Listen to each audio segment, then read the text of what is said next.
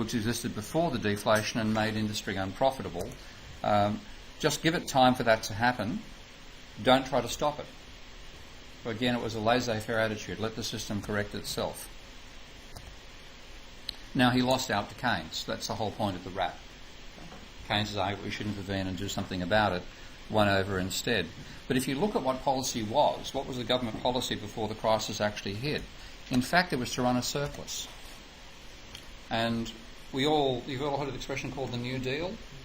Okay. The stimulus packages during the Great Depression that Roosevelt did to try to get the economy out of recession. When you look at the scale of the New Deal in terms of percentage of GDP, there's the zero line, so that's a balanced budget. The maximum scale of the New Deal was about 5% of GDP.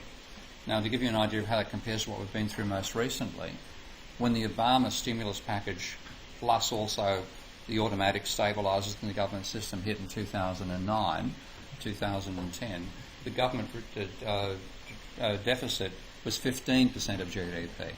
So 3 times the scale of what we call the New Deal.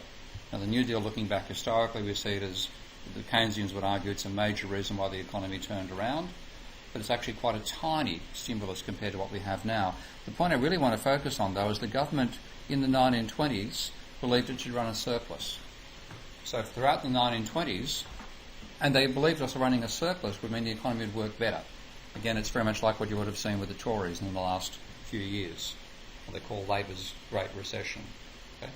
Saying the government should run a surplus and therefore the economy will work better. This is the only time in the history of America where they had sustained government surpluses for more than 1 or 2 years, a whole decade. It was followed by the worst economic performance in America's history.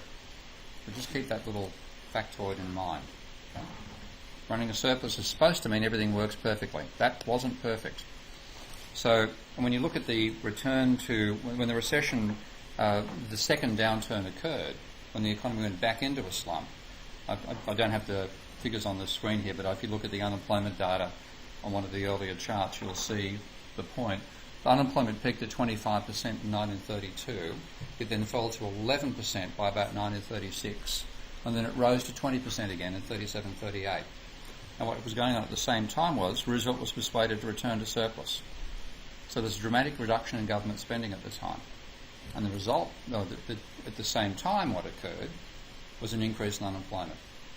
Now, economists will dispute what the causal relationship was between the two. The Austrians would reject it, but it's rather hard for them to say, well, if the government did what you thought it should do and got out of the way, why did the economy fall back into a slump again? And if the government was doing what you thought it should do for the decade before the crisis, why did the crisis occur? So those sorts of factual questions come out of the data.